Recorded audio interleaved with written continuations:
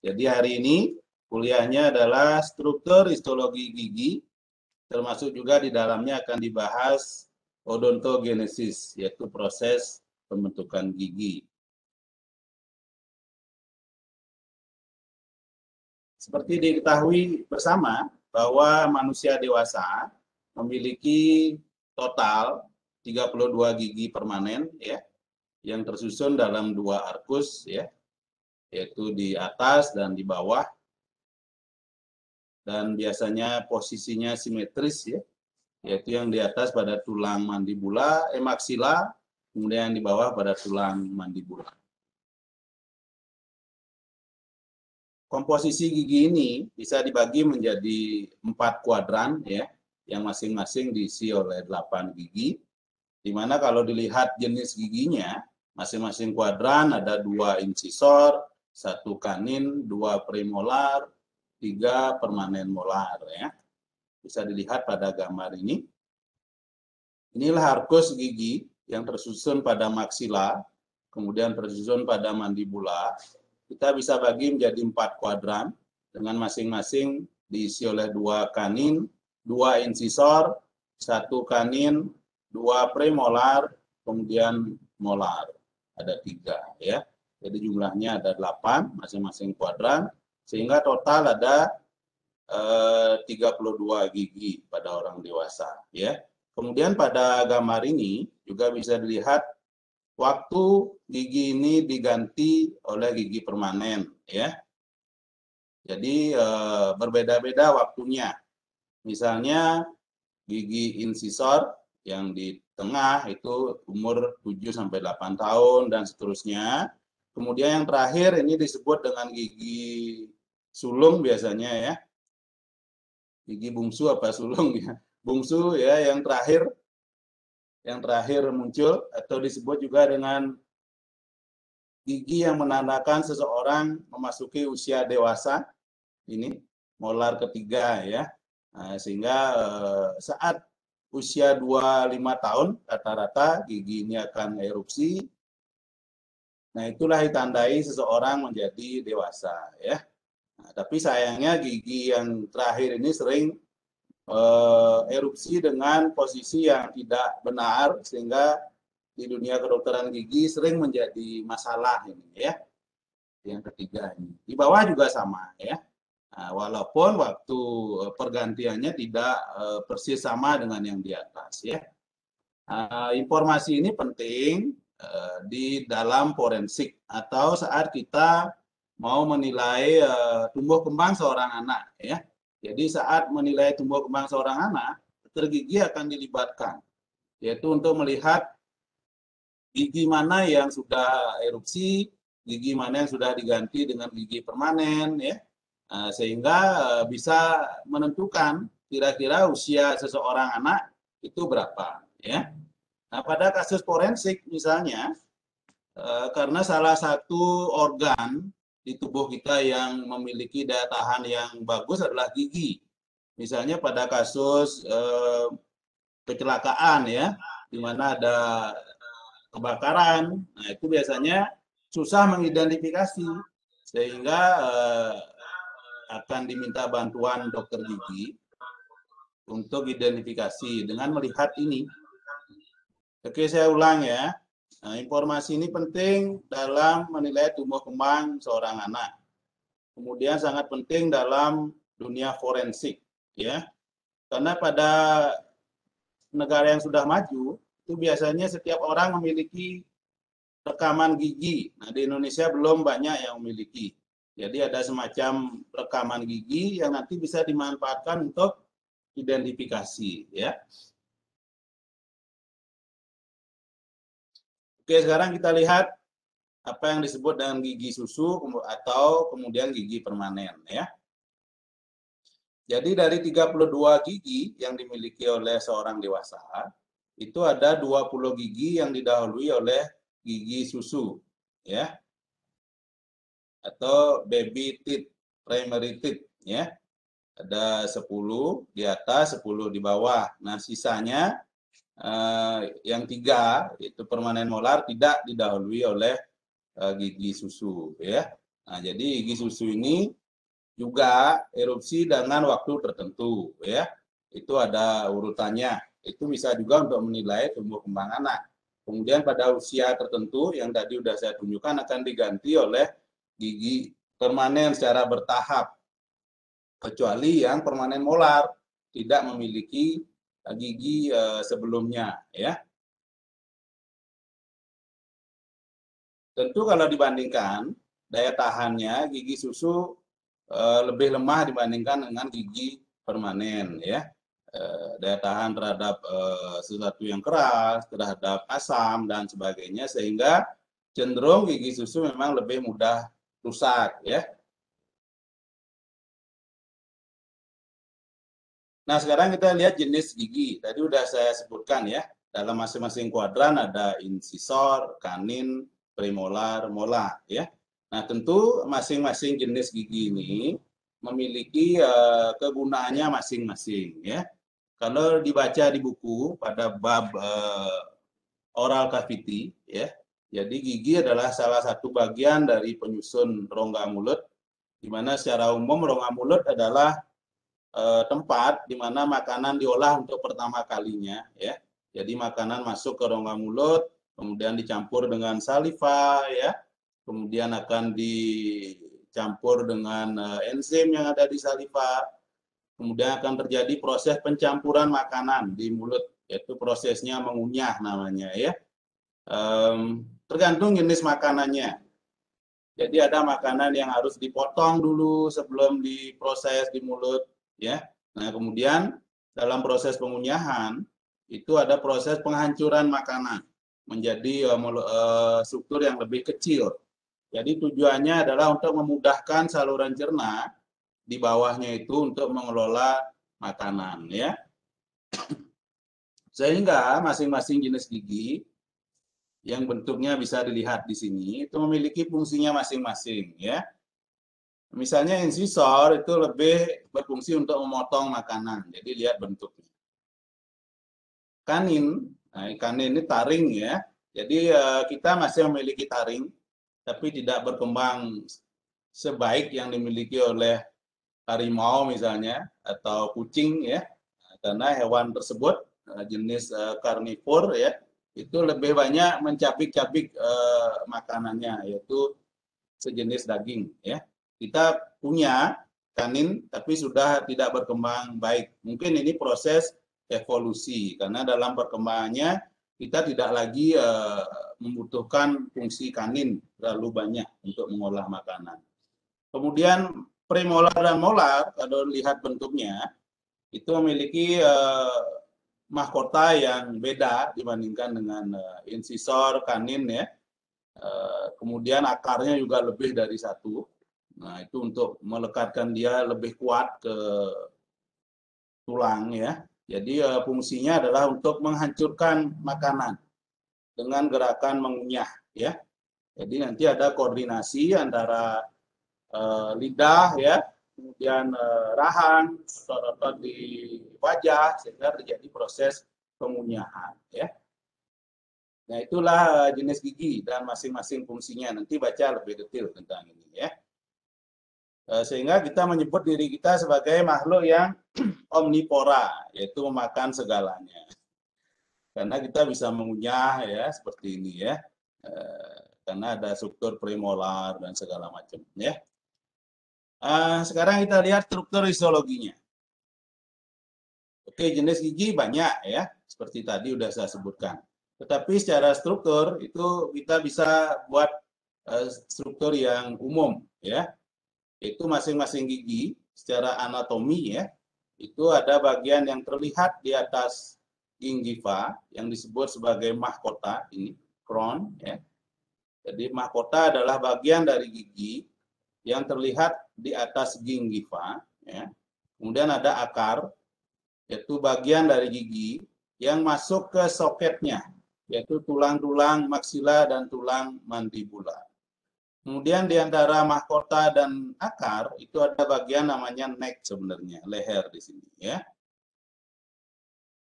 Oke, kemudian di dalam gigi ada sebuah ruangan yang disebut dengan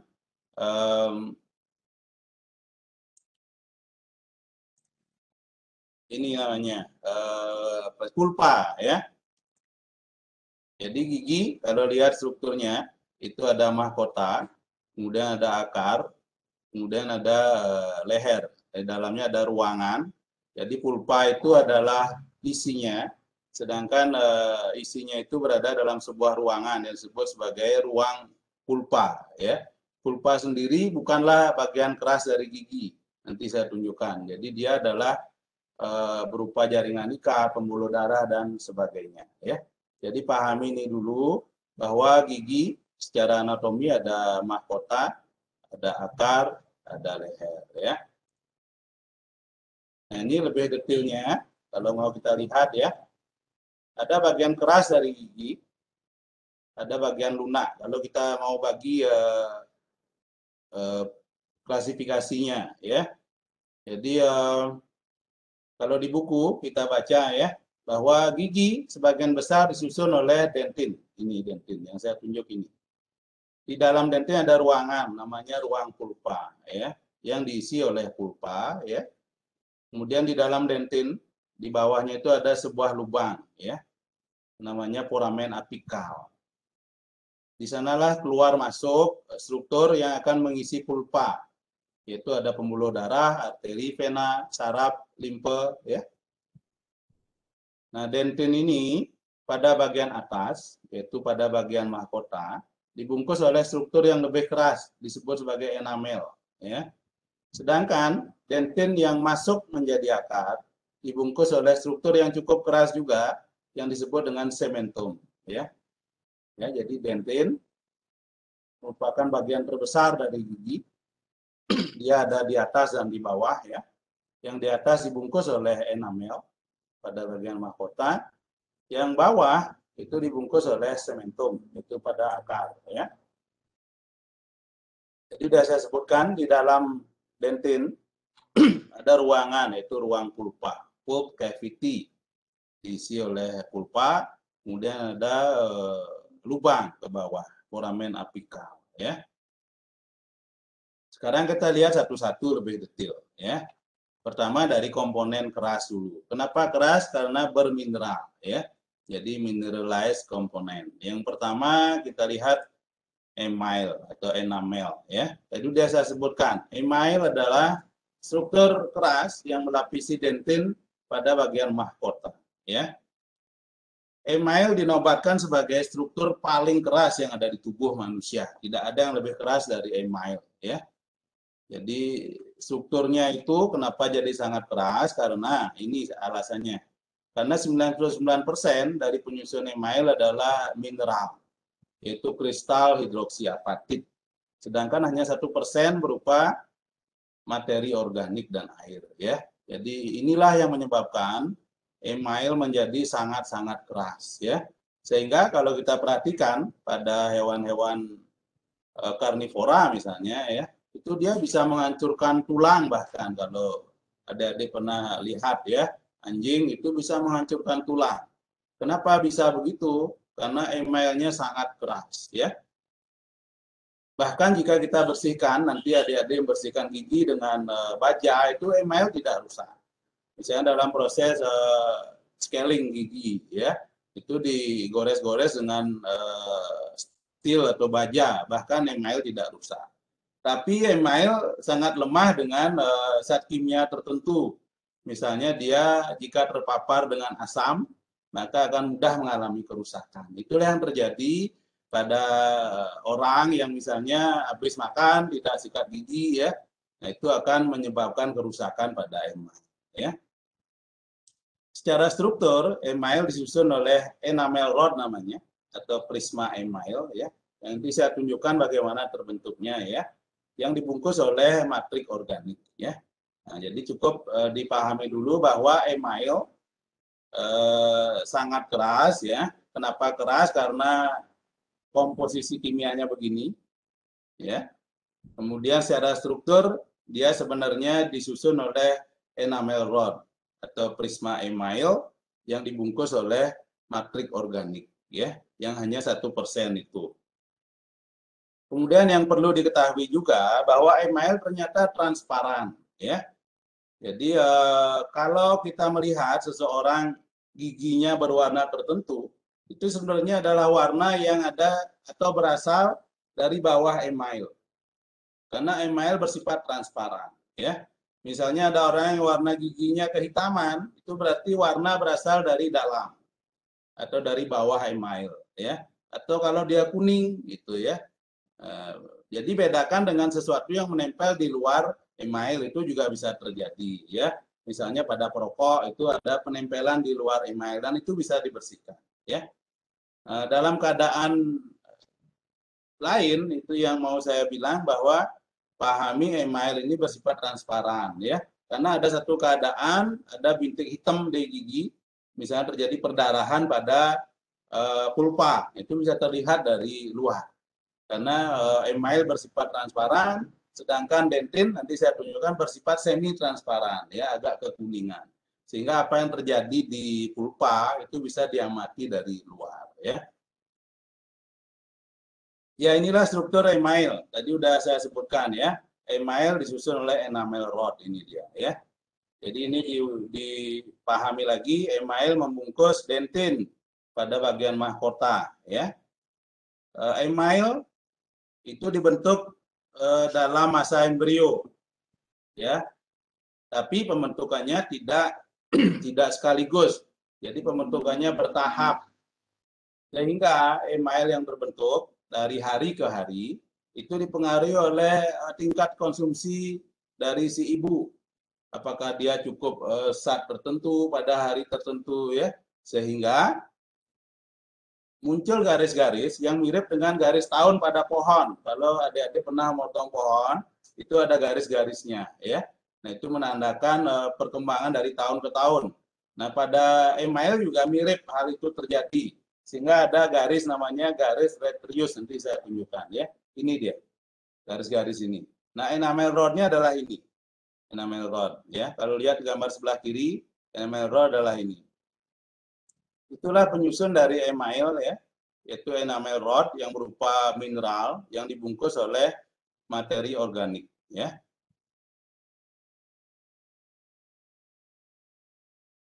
Kalau persediaan gosoknya dilihat di mikroskop seperti ini, ya.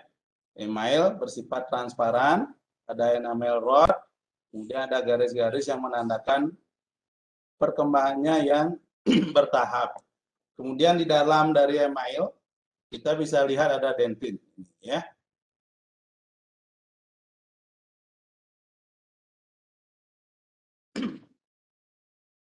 Nah, sekarang saya kenalkan sel yang produksi email, ya. Sel yang produksi email namanya ameloblast. Nanti kita lihat lebih detail pada odontogenesis, ya. Nah, cukup tahu dulu bahwa sel yang memproduksi email disebut dengan ameloblast, ya. Ameloblast itu posisinya berada di luar dentin, ya. Nah, tentu ini terjadi sebelum gigi erupsi, ya. Karena setelah gigi erupsi tidak ada tempat untuk ameloblast, tidak ada tempat, ya.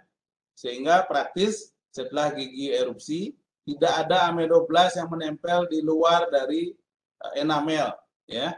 Nah, sehingga konsekuensinya adalah tidak ada sel yang bisa melakukan regenerasi terhadap enamel, tidak ada, ya.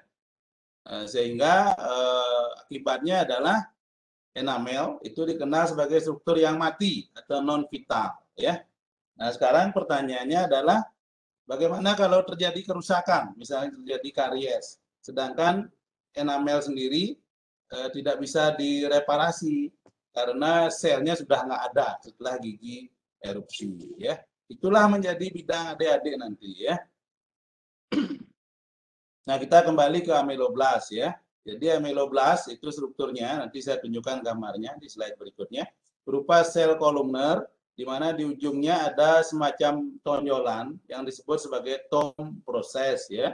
Di sanalah disekresikan enamel pada awalnya.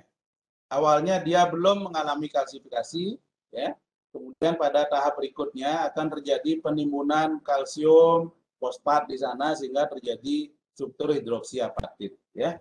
Nah, ini yang tadi sudah saya singgung, apa yang disebut dengan striae of Retrius atau garis of Retrius. Itu terjadi karena enamel diproduksi secara bertahap, ya. Kira-kira 4 sampai 8 mikrometer per hari, sehingga dipengaruhi oleh zat gizi yang ada di tubuh ibu atau tubuh anak, sehingga muncullah garis-garis yang mirip dengan seperti garis tahun pada pohon, ya.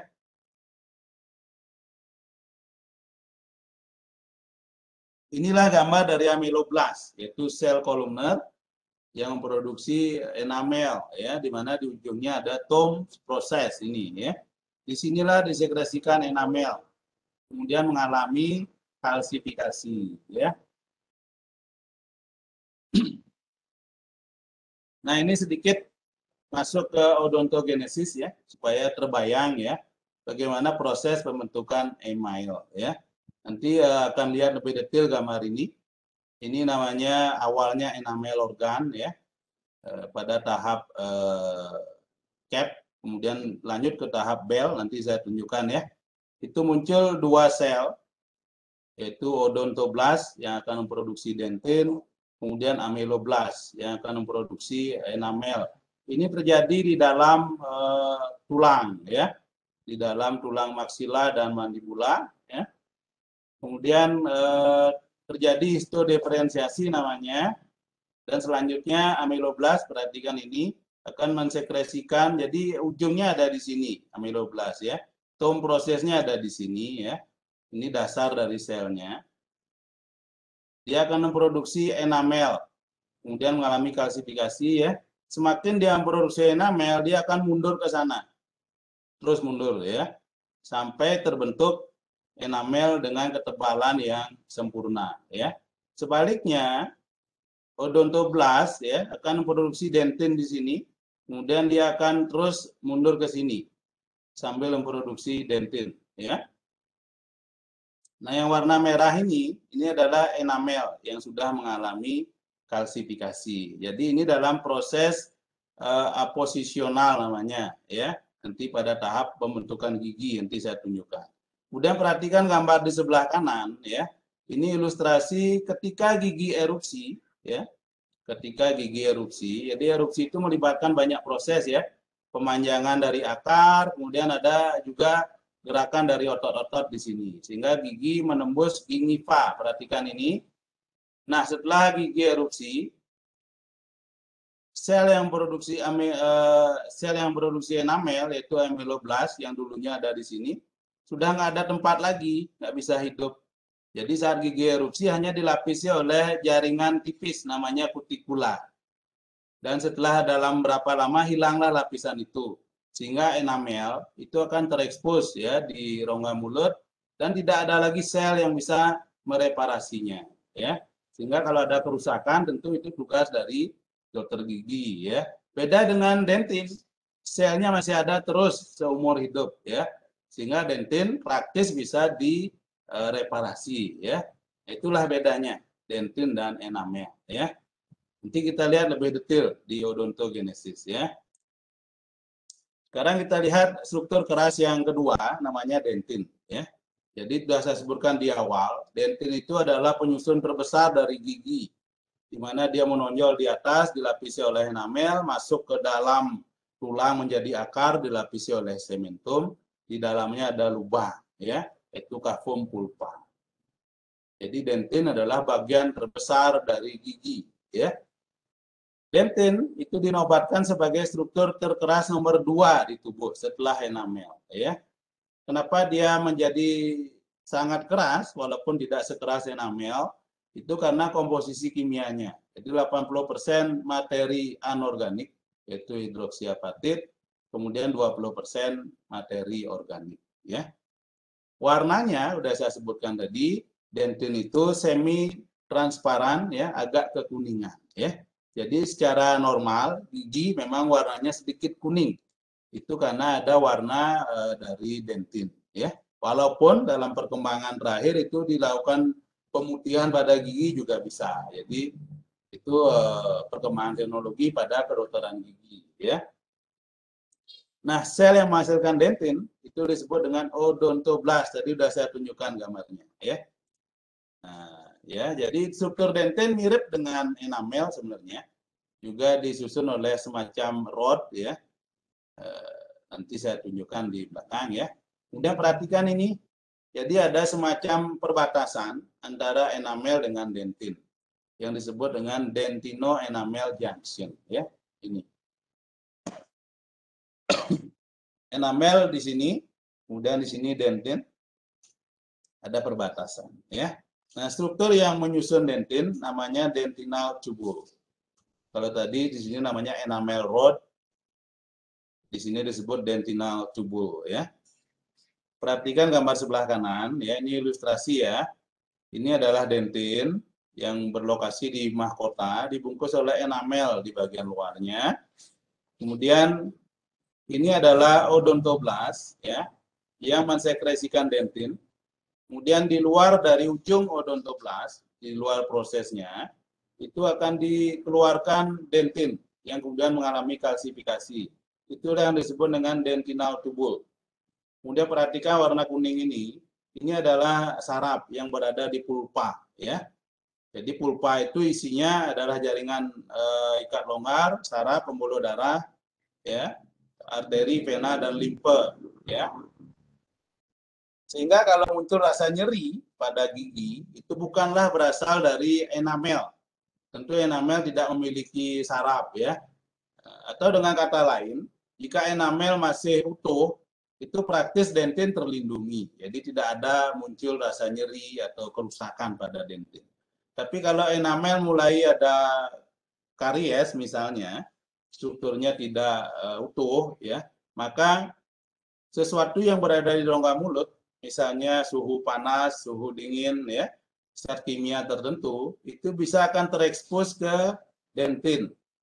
Kemudian karena ada saraf yang bersarapi odontoblast ya, nah itu akan bisa menjadi reseptor nyeri. Jadi ada rangsangan pada ujung-ujung saraf ini sehingga muncullah nyeri atau sakit pada gigi. Ya, jadi inilah ilustrasinya kenapa muncul rasa nyeri ketika ada karies pada gigi ya, atau pada keadaan di mana enamel tidak utuh. Sehingga kalau dia kena suhu tinggi, kena suhu rendah, ya, zat kimia tertentu, muncullah rasa tidak nyaman atau ngilu di gigi. Jadi inilah ceritanya, ya. Sehingga dokter gigi kemudian akan memperbaiki struktur enamel itu dengan menambahkan sesuatu di sini, ya. Ya, itu untuk dipahami, ya. Sekarang kita lihat pembentukan dentin. Tadi sudah saya sebutkan selnya, namanya ini odontoblast. Jadi di ujung odontoblast ada prosesus atau tonjolan. Kemudian dia akan mensekresikan predentin di awalnya. Kemudian akan mengeras ya menjadi dentin. Sehingga muncullah struktur tabung ya. Di dalamnya diisi oleh tonjolan dari sel odontoblast ya. Sehingga menjadi sebuah tubul atau tubuli denti ya. Mirip dengan enamel, dentin juga diproduksi secara bertahap ya, dipengaruhi oleh keadaan gizi dari ibu dan embrionya, sehingga muncul juga garis di sini yang disebut dengan garis Owen ya, line of Owen. Tadi pada enamel namanya line of Retreus, di sini namanya line of Owen. Nah, tadi sudah saya sebutkan bahwa odontoblast bisa ditemukan seumur hidup, ya, sehingga dentin praktis bisa direparasi, ya, jika ada kerusakan pada dentin. Dan dentin ternyata diproduksi secara terus-menerus selama hidup, sehingga hasilnya adalah kapum pulpa menjadi semakin menyempit seiring dengan bertambahnya usia dari seseorang, ya. Itu karena dentin diproduksi terus, jadi dia makin tebal dentinnya, kemudian akibatnya kapum pulpa menjadi semakin sempit. Inilah sel odontoblast, yaitu sel yang memproduksi dentin ya. Jadi sel kolumner dengan prosesus di ujungnya ya. Disinilah disekresikan peridentin pada awalnya, kemudian mengeras menjadi dentin ya. Nah, ini mengulang tadi cerita pembentukan enamel ya. Jadi terjadi hampir bersamaan sebenarnya ya. Jadi pada tahap bell dan sesudahnya, kemudian terjadi aposisional ya. Jadi nanti kita lihat lebih detail. Ini namanya enamel organ pada awalnya ya. Jadi ada outer enamel epithelium, inner enamel epithelium ya. Kemudian terjadi histodiferensiasi, muncul dua jenis sel ya, yaitu odontoblast dan ameloblast. Kemudian berikutnya terjadi sekresi baik enamel maupun dentin ya, sehingga muncul peralihan nanti dentino enamel junction di sini ya.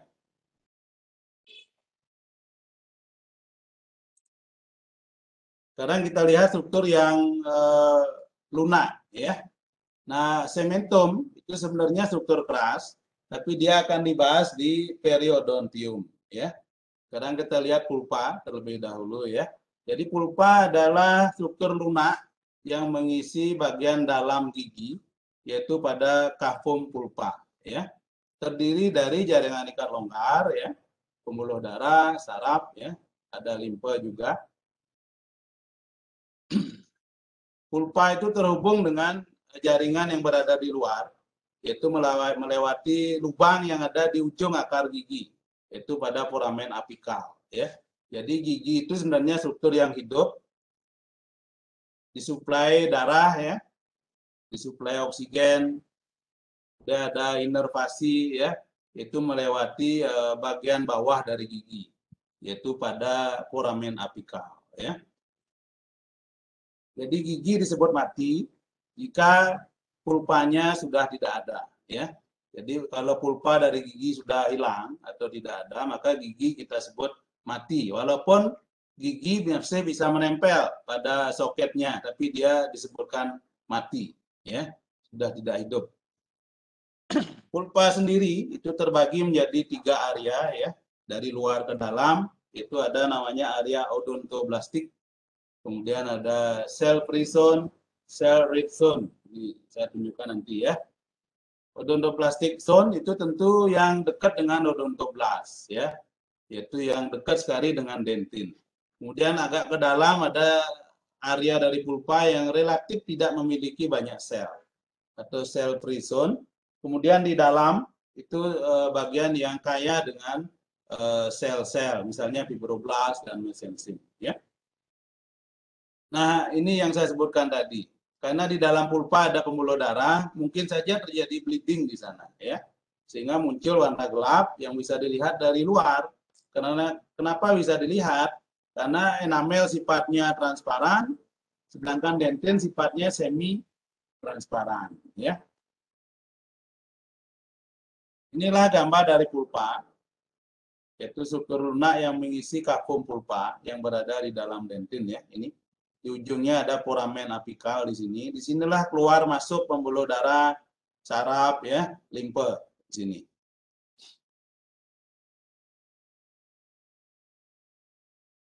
Inilah struktur histologi pulpa yang tadi saya sebutkan ya. Area yang paling dekat dengan dentin itu odontoblastic zone di sini. Kemudian di dalamnya cell free zone. Nah, di dalamnya lagi cell rich zone ya, yang kaya dengan sel fibroblast dan mesenchyme.